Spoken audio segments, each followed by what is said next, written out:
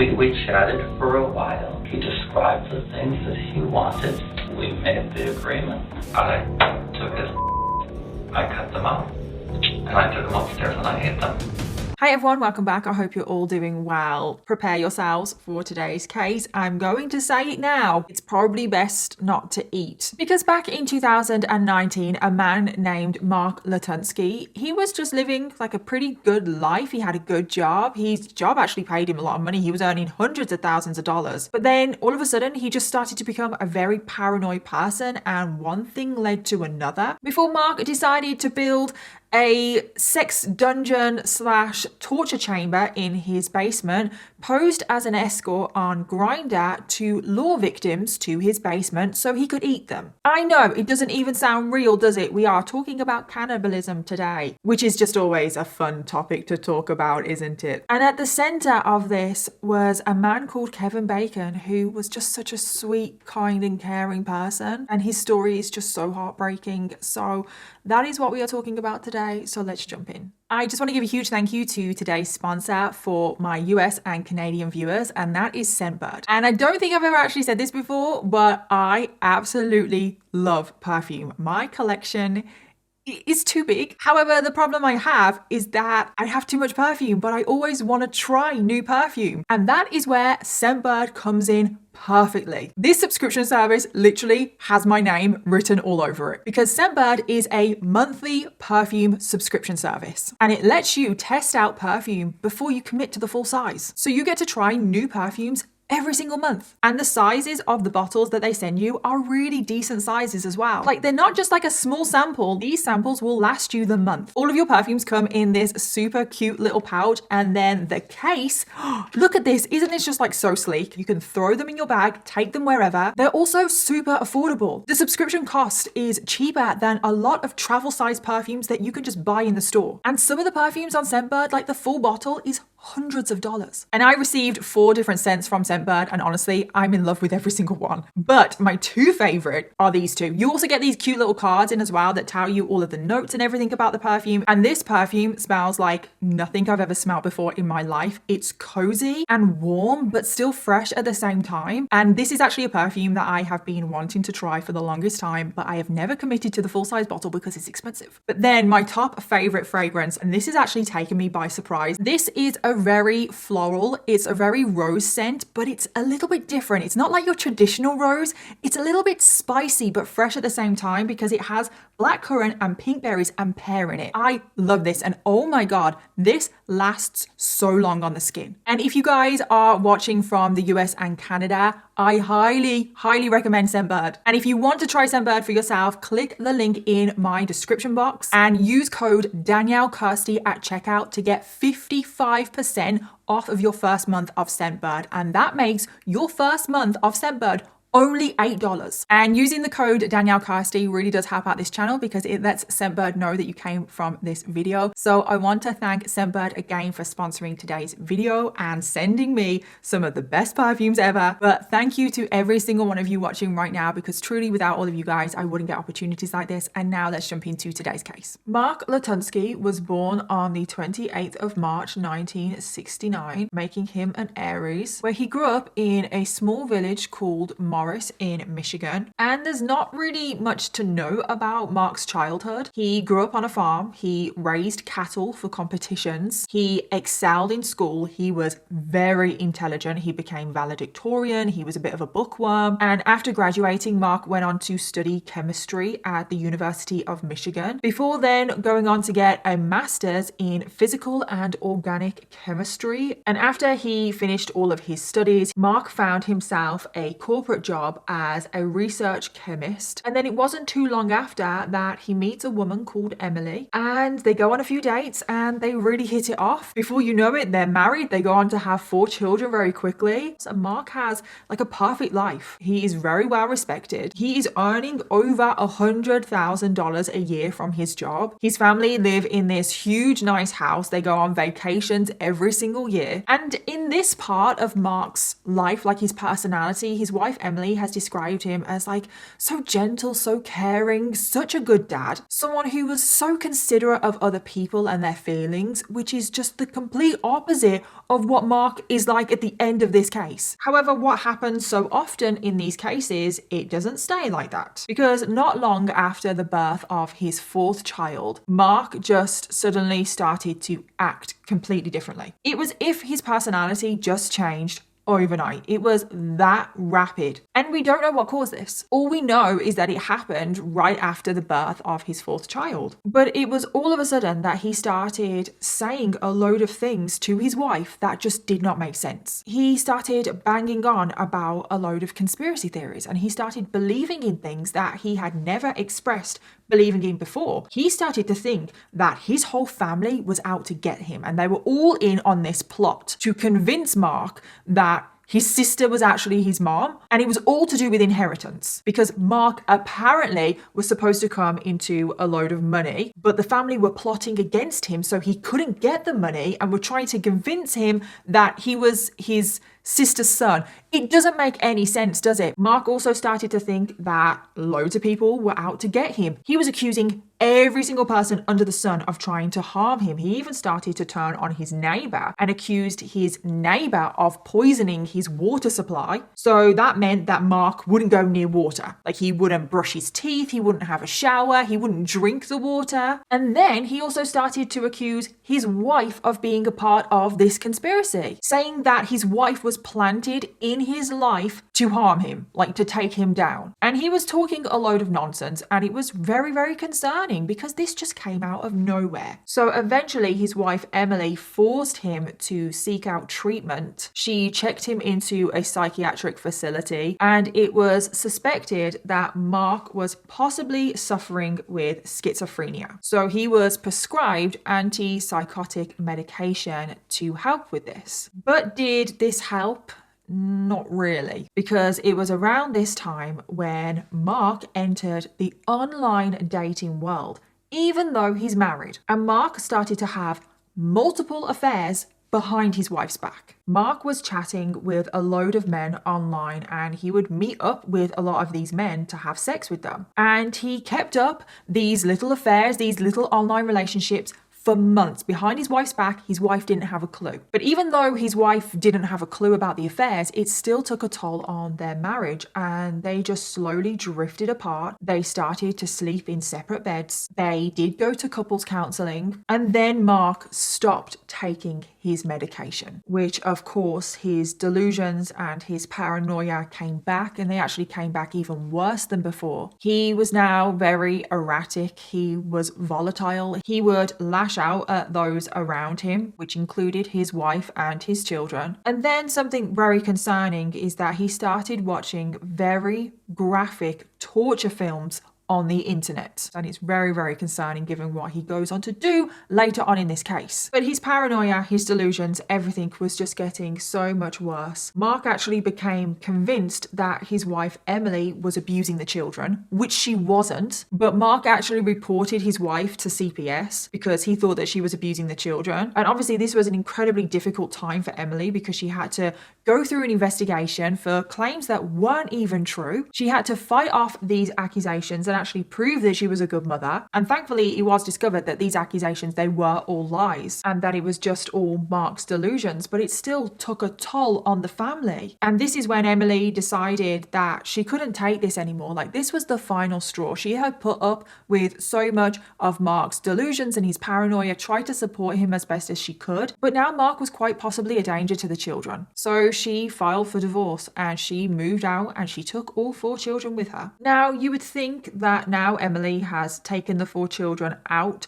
of that house, out of Mark's care, that hopefully the children would be safe from Mark. However, that is not true. So Mark was allowed visitation to the children, which Emily was not happy with. She was fine for Mark to see the children, but she wanted Mark to only be allowed supervised visits because she didn't trust him with all of his delusions and paranoia. He could pose a danger to the children, but unfortunately the courts granted Mark unsupervised visitation. So on one of these unsupervised visitations, Mark took the 4 children to a water park. And after they had like a really fun day, Mark decides to kidnap the children. Mark packed the 4 children and all of their stuff into his car and they went on the run. Now, a warrant was eventually put out for his arrest. And I don't know exactly how he got caught, but he did, thank God. And the children were safely returned to Emily. And Mark was arrested and charged with kidnapping. However, after undergoing an evaluation, it was determined that Mark was not fit to stand trial. And eventually, one thing led to another, and all of the charges were dropped. And Mark just gets to carry on living his life. He met a man called Jamie Arnold, and the two of them started dating, and it wasn't long until they were married. And then this is when Mark decides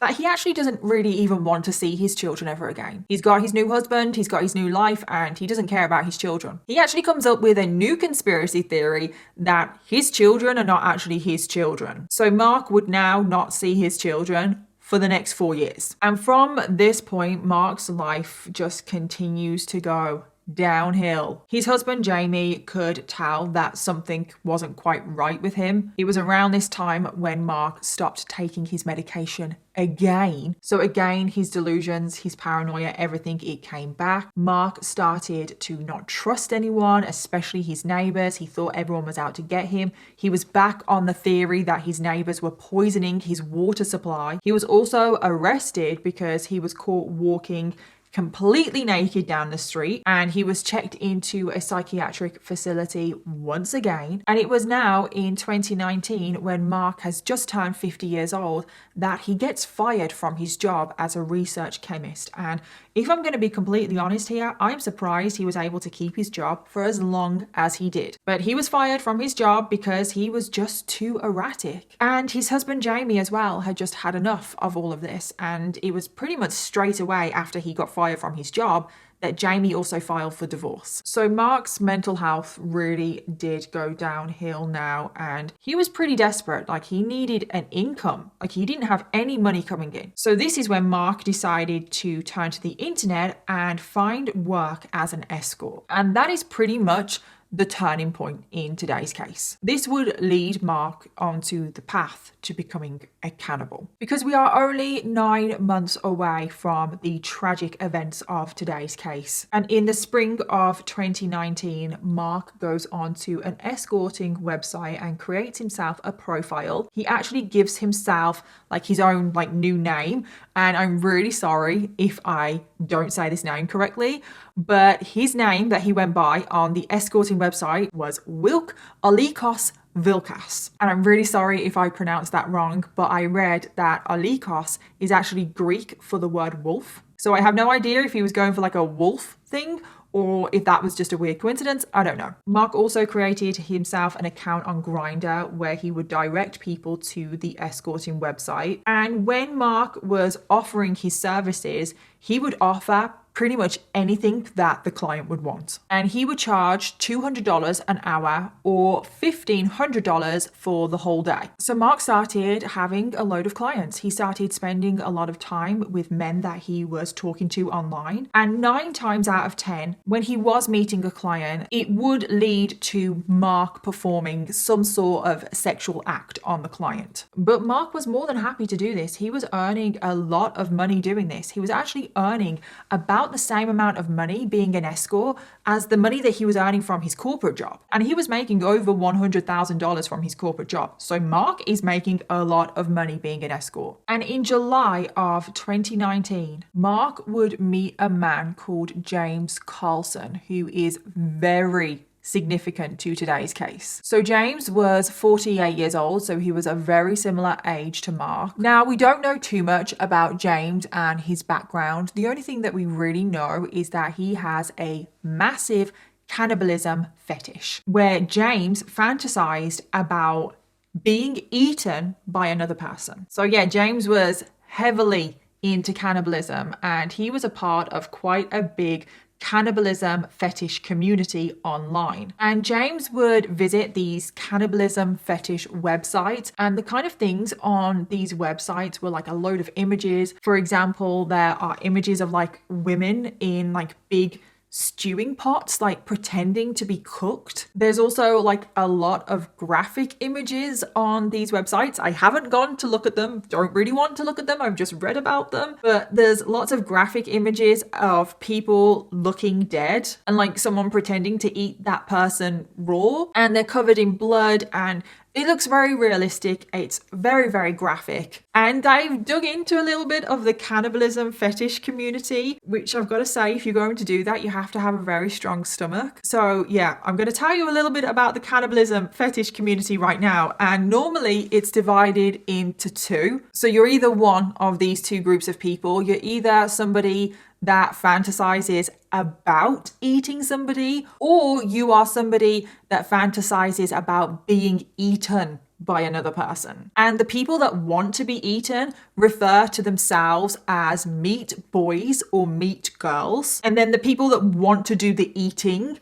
refer to themselves as man eaters or woman eaters. And the whole allure of cannibalism is that the people that want to be eaten, they like the thought of being like the sole attention of another person, being the whole thing that another person desires. And then the people that want to do the eating, their desire is that they want to be in control, they want to feel powerful, and the ultimate power is to have somebody to eat. And a part of the cannibalism fetish community is these two groups of people. They meet online, they talk, they have very graphic conversations, they look at these fake graphic images of people being eaten and everything, and that is normally as far as it goes. It's normally all just fantasy. It doesn't normally go further than that. However, as we have seen in the past, there have been quite a few infamous true crime cases where it has gone further than that. And unfortunately, today's case is one of those cases where the cannibalism fetish,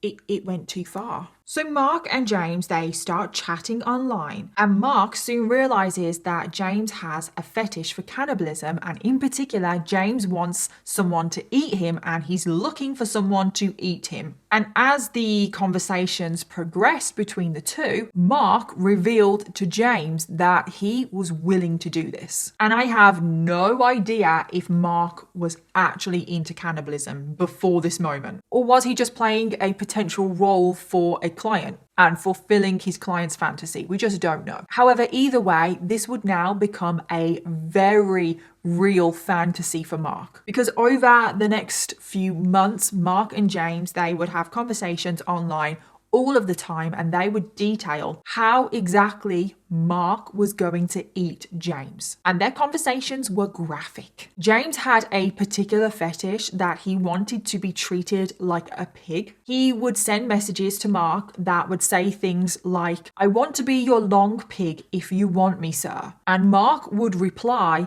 "I need to spill the pig's blood. I want the meat to be tender. I need the pig to be afraid." And obviously they're referring to the pig as James, like James is the pig. And apparently James would get off on these messages about him being a pig, and he would reply to Mark saying, "Thank you, Master Chef." And James would always refer to Mark as Master Chef. And it's just very, very creepy. Like, why would you call someone Master Chef? Like, why would you want someone to eat you? But like I said, in the cannibalism fetish community, these kinds of conversations are about as far as it goes. Fantasy doesn't bleed into reality, but that cannot be said for Mark and James, because these conversations, they started to become a reality. Because this is when Mark told James that he was going to build his own custom killing room in his basement. Mark essentially told James that he was going to build this custom room, invite James over,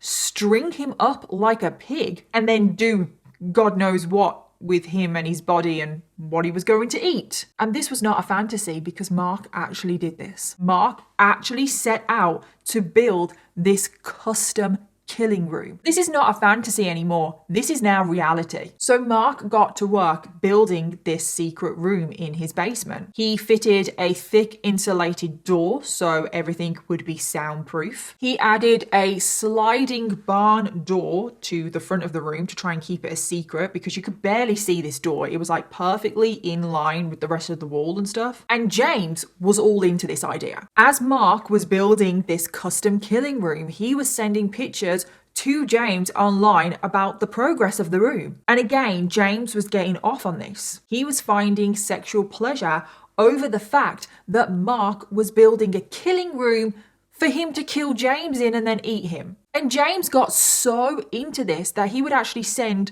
requests on what he wanted in the room. He was sending Mark pictures of various different killing devices that he wanted installed in the basement. James even sent Mark a picture of a pig that was strung up with a naked man next to the pig, also strung up. And they were strung up on like a pulley system thing. And then the pig was being butchered. He also sent pictures of naked men strapped to a spit roast. And then James sent Mark a message saying, quote, "Whilst some people have a rich life, instead, I want to be pig fuel for a master chef." And after all of these messages, Mark did go on and install various different killing devices. He installed what was basically a trap door along with a complete pulley system, which was capable of hoisting a human being for bloodletting. And of course, James was asking for photos of all of these devices, wanting updates on the room. So Mark would still send images of the different killing devices and the pulley system. And James replied to these messages saying, quote, "Thank you, Master Chef, sir. Wow, what a good butcher you are, sir. Just call me the food." From the messages, James didn't seem concerned one bit. Now, did he actually want to be murdered? Did he actually want to be eaten? Or did James still think that this was fantasy? We actually don't know what James was thinking, like what his mindset was. However, we do know Mark's mindset, and Mark was not seeing this as a fantasy anymore. This was 100% reality. He was putting in all of this work because he actually did want to lure James to the basement and kill him and eat him. Because on the 10th of October 2019, this is when James would visit Mark for the very first time. He got the bus all the way from his home in New York all the way to Michigan. Mark then picked him up in the car from the bus station. They made their way to Mark's home, and can you even imagine how awkward that car journey would be? Like, what did they talk about? Did they actually talk about the fact that Mark was planning to eat James? Like, what? And apparently when James eventually got to Mark's home, James was just hoping for some casual, consensual sex. Nothing more. He didn't want to fulfill his fantasies of cannibalism on this time. It was supposed to be just casual sex. However, on the journey back to Mark's home, James was very tired. He fell asleep in the car. Or maybe Mark slipped him something, which I wouldn't be surprised about. But all we know is that James fell asleep in the car on the journey to Mark's home. And the next thing that James remembers is that when he woke up, he found himself inside of the killing room sex dungeon in the basement, and he was strapped to a table. And James instantly became terrified because he was like, oh my God, this man wants to actually make this fantasy that we've been having back and forth, like all of these conversations, he actually wants to make this cannibalism fantasy a reality. And James was like, oh, no. That is not what I signed up for today. However, at this point when he woke up, Mark was not in the room. So James saw this as an opportunity to escape. He saw a large butcher's knife on a table next to him, which is honestly terrifying because I assume that Mark was planning on using that butcher knife on him. So he saw this huge butcher's knife, managed to reach it. So he manages to cut himself free. He gets out of the dungeon. He runs through Mark's home, manages to reach the front door and starts running down the street. James still is holding the butcher knife. I'm not sure if he has any clothes on at this point, but James manages to place a call to 911, and you can actually hear this 911 call online, and you can hear on this phone call that James is so frantic. He says on the call, "Hello, please help me. There's this creepy man. He's tied me up in his basement." I'm sorry, what's that? I'm trying to escape from some guy who had me chained up in his basement. He had you chained in his basement? Where are you calling from? I don't know.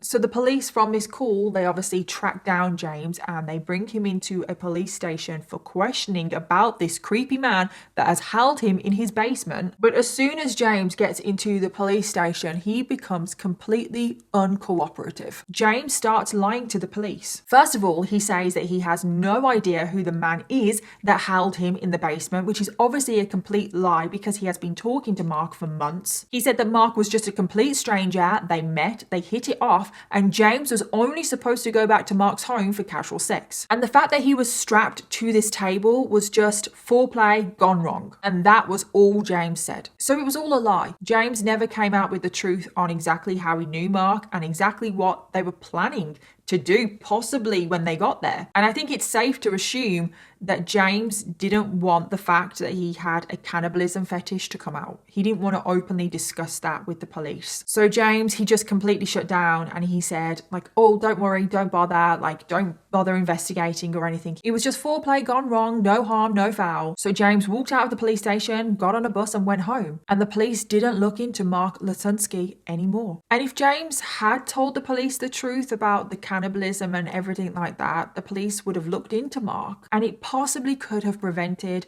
what happened in this case from happening. Because just a few weeks later, on the 25th of November 2019, Mark invites another man back to his house. Now, this man, we only know him as Adam. He is 29 years old and apparently he was an escort client of Mark's. So he had already been to Mark's house on a number of occasions to have sex. And on this day, Mark took Adam down to the basement. Whether that was willingly or not, we just don't know. But it wasn't long until Adam was strapped down against his will. Now, again, we don't exactly know how, but Adam somehow managed to escape. He managed to get out of his restraints and he fled through the front door. Adam managed to run to a neighbor's home and he started banging on the door, shouting for someone to help him. And the neighbor answered the door, and what they saw, oh my God, they were shocked because Adam, the only thing that he had on was a leather kilt. He was covered in blood and he had 2 leather belts strapped across his chest. And Adam gripped the neighbor's arm and said, "Help me, keep him away from me. He wants to hurt me," obviously insinuating Mark. And the neighbor must have been absolutely terrified. Can you imagine opening your front door to that? So the neighbor ended up dialing 911 for Adam. And this is when Mark turned up.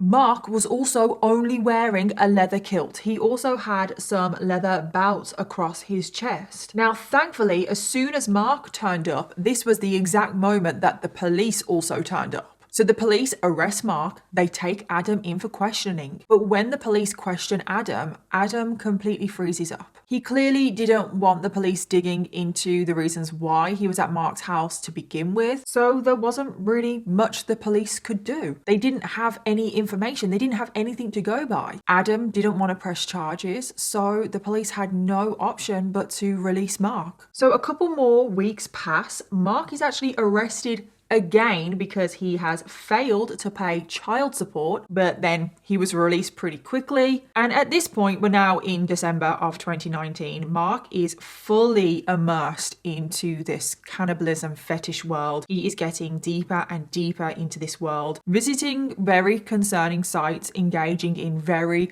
troubling conversations with people. And this is when Mark got back in touch with James. Now, Mark and James haven't spoken since their last encounter when Mark literally took James captive in his basement. Now, you would think that James wouldn't want anything more to do with Mark. However, it seems like James is willing to talk to Mark again about his cannibalism fetish. They just pick back up where they left off. The conversations are again about Mark building that custom killing room in his basement. Mark is very excited to tell James about all of the updates that have happened since they have last spoken. And James is like, "Oh, send me pictures, I want to see." Mark then started to say to James that he would love it if James could visit the room again. But this time, James had to cooperate properly. And unbelievably, James seemed to be all into this idea, because this is when Mark and James start to make arrangements for James to move in to the basement permanently. Yeah, move in permanently to that killing, torture, sex dungeon, which is just insane. I can't figure out James. Like, I really can't. Like, James, yes, he's clearly into cannibalism. That is his fetish. But does he actually want it to happen, or is he just playing into this fantasy? I can't work it out. So they're making these arrangements for James to move into the home permanently, but James says that he can't do it straight away because he's going on a trip to Hawaii, but as soon as he's back, he will move in. However, this didn't work for Mark because Mark wanted a victim now. He didn't want to wait. And this is where we need to introduce another man to today's case, and that is a man named Kevin Bacon. Kevin Bacon was born in November of 1994, so at this point he is currently 25 years old. Now, you have probably already noticed that he shares a name with a very famous actor, Kevin Bacon. However, according to Kevin's dad, this was not intentional, and he just liked the name Kevin. So he is not named after the famous actor Kevin Bacon. It's just a very weird coincidence. But Kevin, he had a passion for makeup and hair and just all things beauty. And after graduating from high school, he went on to become a hairdresser. And everyone that knew Kevin just said how much of an incredible person he was. He had the biggest, kindest heart. He was so empathetic, the most amazing friend anyone could ever ask for. Now, Kevin, he did have his own struggles in life. He did struggle with his mental health. Over the years, he struggled with romantic relationships. He had body self-esteem issues and eating disorders. And this led him to self-harm. And at least on one occasion, he did try to take his own life. Kevin had been having casual sex with men for a number of years, and he quite often used the apps Tinder and Grindr to arrange these hookups. And according to Kevin's friends, Kevin used these hookups as a way to deal with his depression and his mental health issues. Kevin said that these encounters helped validate him. And Kevin's biggest fear was just never being loved or accepted. And this led Kevin to enter romantic relationships where quite often the other person could be physically and emotionally abusive towards him. But anyway, it is now the 23rd of December 2019, just 2 days before Christmas. So whilst Mark is waiting for James to return from Hawaii, this is the exact moment when Kevin reaches out to Mark online. Kevin came across Mark's profile on Grindr and sent him a message that said, quote, "Looking for any fun?"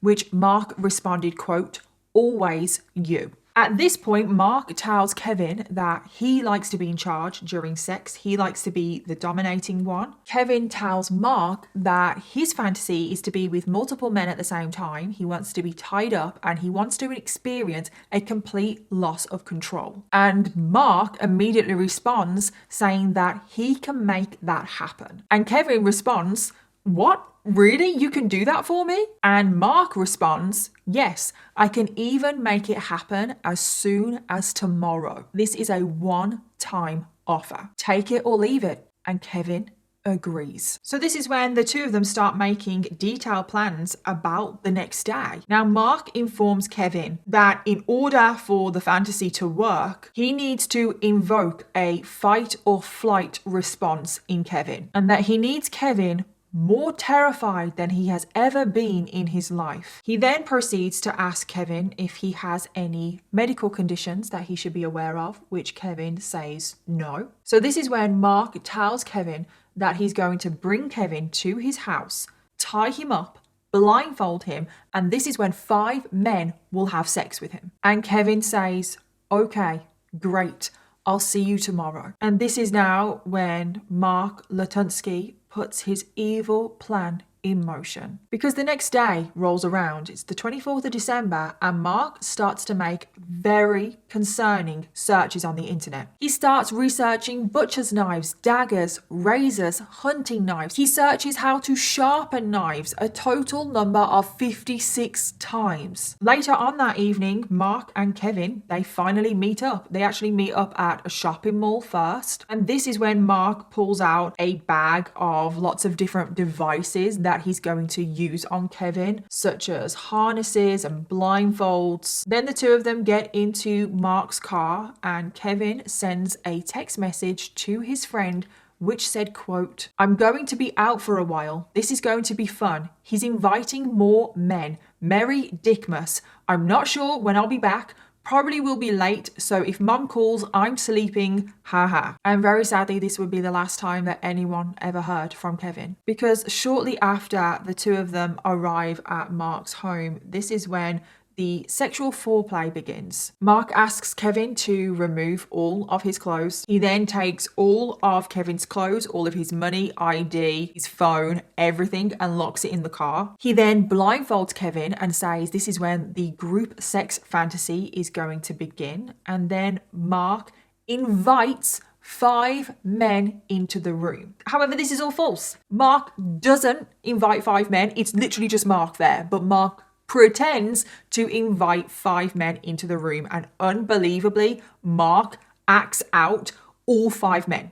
So you've got to realize here that Kevin's blindfolded. Kevin can't see anything here. So Mark starts putting on all of these different voices and accents, and he starts pretending that there's 5 men in the room with Kevin. And I have no idea if Kevin is actually buying this. Like, does Kevin actually think that there's multiple men in the room, or is he just kind of going along with the fantasy? We don't know. But during the fantasy that is going on, Mark decides to auction off Kevin to these 5 men. So then all these 5 men, they're bidding to spend time with Kevin. It's all just a part of the fantasy. And then once the bidding auction section of the fantasy has finished, Mark leads Kevin down into the torture, killing, sex dungeon. And once inside, Mark straps Kevin down. And at this point, Kevin is consenting to all of this. He is a willing participant so far in this fantasy. However, this is where it's not consensual anymore, and Kevin didn't willingly participate from this moment on, because we now get to the tragic events of today's case. Because as soon as Kevin was strapped down, Mark said that he was just going to go upstairs to collect another man. However, when Mark was upstairs, he wasn't collecting another man. He was actually going to get a hunting knife that he had purchased earlier on in that day at Walmart. Mark returns to the basement and he asks Kevin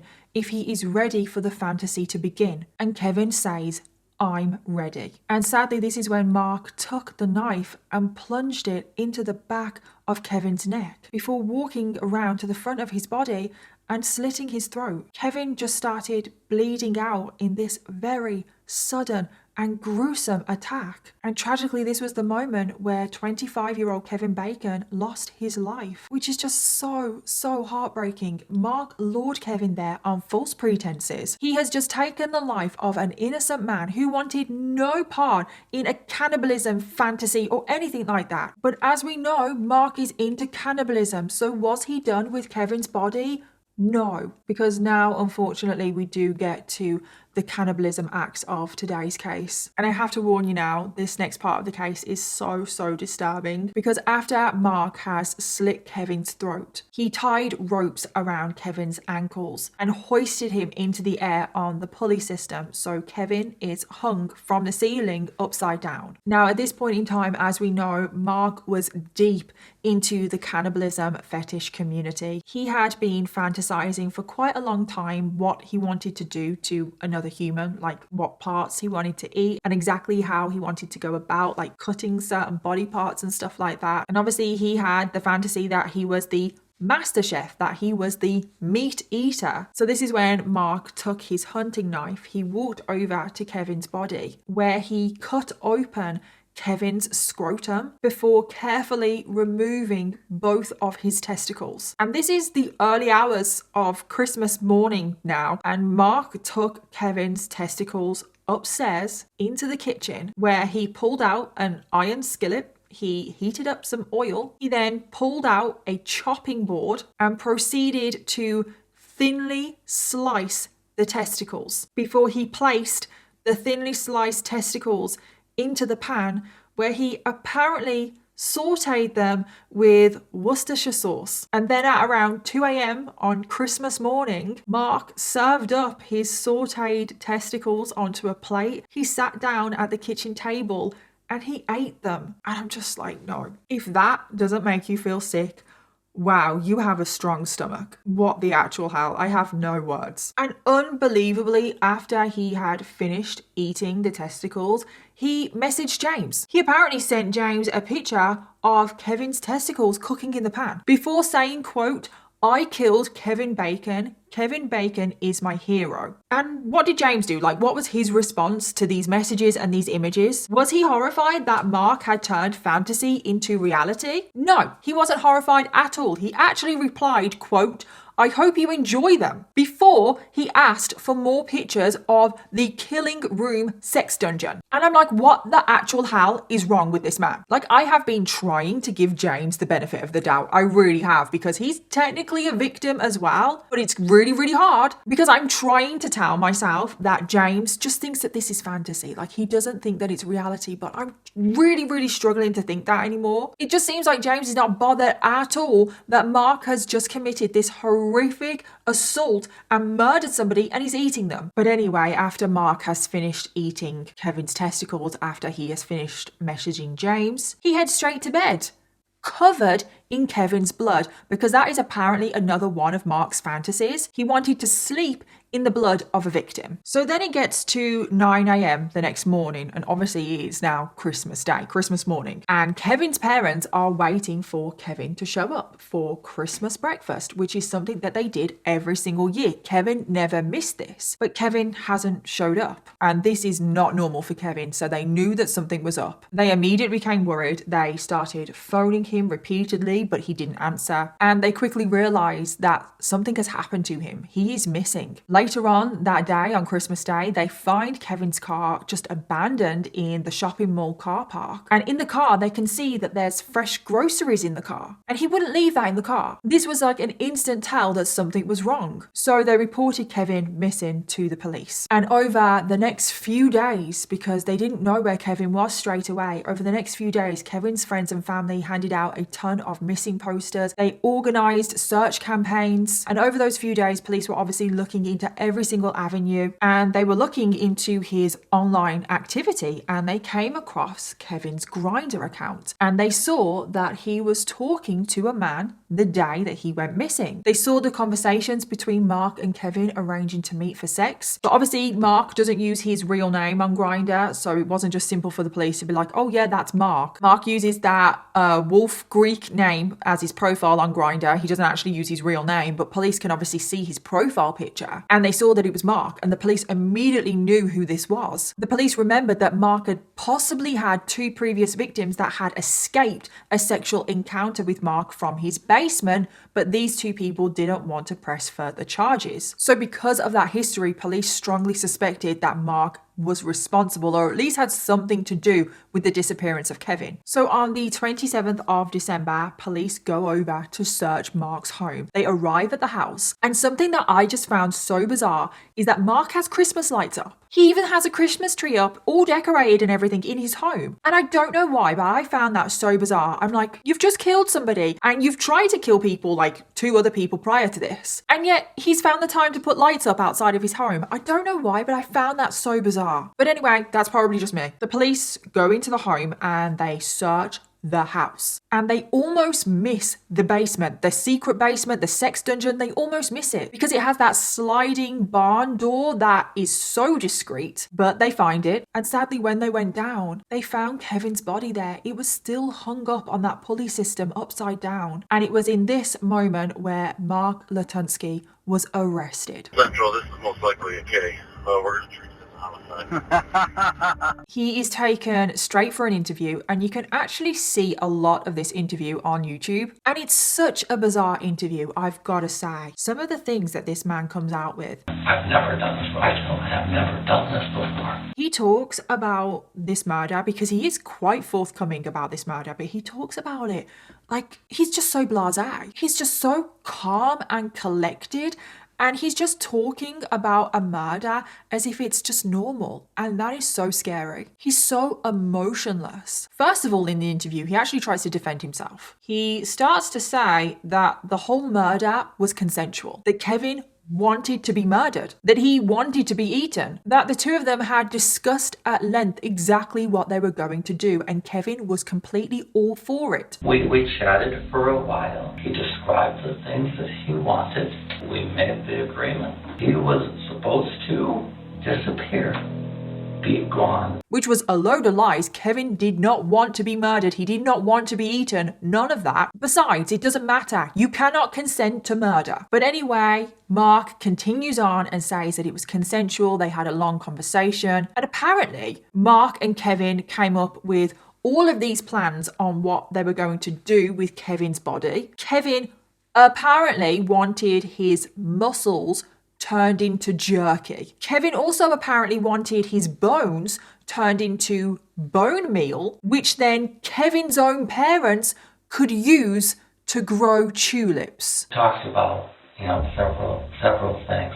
What was I going to do? Part of it was the process of turning, that what portions of his body couldn't be used or gotten, that there were certain things as far as turning his bones into bone meal, turning them into something that would grow tulips, for example. Which is a load of BS, and so sick to insinuate that Kevin's parents would want this. He really is trying to make out that it was almost like some sort of suicide pact, which is just not true whatsoever. Mark then goes into excruciating detail about how he murdered Kevin and about how he cut out his testicles and then went upstairs, cooked them, and then ate them. It was the new moon, and honoring my word to what I said I would do, I cut them out, and I took them upstairs and I ate them. And as you can imagine, the detectives were taken aback by that, because that is not something that you hear about every single day. And something that just really angered me is that when they are actually formally arresting and charging Mark, they charge him with murder and mutilation of a corpse. Mark's face is like, I'm sorry, what? You're going to be able to go back home and take care of the dog, or do you know? You're going to be going to jail tonight. He acts like he's very confused about this whole thing. He actually looks like he didn't think that he was going to get charged with murder, because he thought that the police would buy into this whole Kevin consented to this. And because he really was sticking with the story that it was consensual, he obviously pleaded not guilty. So then he was held in jail awaiting trial, and this dragged out for 3 years. Kevin's family were completely torn apart by this horrific murder and the way it was done as well. And especially because Mark was coming out with all of these BS stories that Kevin had consented to this, and Kevin wanted this, and Kevin wanted to die. Can you imagine Kevin's parents and what they are going through? But it all came down to the fact that Mark just wanted a victim. He wanted a victim that he could carry out his cannibalistic fantasy on. And he preyed upon Kevin, who was an unsuspecting victim. And as for James, what happened to him? Because he was obviously the willing participant in these cannibalistic fantasies that Mark and himself had. Well, absolute nothing. Nothing happened to him. Even though Mark confessed to James that he had killed Kevin, and James did nothing. James never reported that to the police, nothing. He didn't care. The police never pressed any charges towards James. So I really am trying to give James the benefit of the doubt here. I really am trying to tell myself that he thought that this was all the fantasy, that it wasn't real, but who knows? And then in September of 2022, Mark changed his plea to guilty. So in the end, Mark Latunsky was sentenced to life in prison without the possibility of parole. And he remains in a prison to this very day in Michigan. And there has been a lot of questions about Mark's mental health. Like, did he have schizophrenia? Was he suffering with something? And from my research, I couldn't actually find a definitive answer. It seems like throughout Mark's life, he was suspected of possibly suffering with schizophrenia or other mental disorders, but it just was never confirmed. He was never officially diagnosed with anything as far as I could tell. And because a trial was avoided, there are a lot of questions that have gone unanswered. But I want to end this video remembering the victim of today's case. Kevin. Kevin Bacon was described as a kind, thoughtful, and caring man. He loved his career in hairdressing. He was described as an incredible friend to so many people. And it is said that he would spend most of his time listening to other people's problems. He always just wanted to make other people's lives just a little bit better. He will be missed by so many. He was taken far, far too soon. He was only 25 years old. And I just hope that Kevin's family are doing okay after this horrific and senseless murder. I did see in my research that they are still struggling. Of course they are, but they struggle especially around Christmas time because Kevin was murdered on Christmas Eve. So every single Christmas, it is a reminder of what happened to Kevin. And I just hope with all of my heart that they are all doing okay. So that brings us to the end of today's case. As always, let me know your thoughts, theories, and opinions. And don't forget to leave me your case suggestions in the comments down below because I always want to know what you want to hear next. Thank you again to Scentbird for sponsoring today's video. Don't forget you can check out their offer by using code Danielle Kirsty. And that is everything from me. So I'll see you all in my next video. Bye.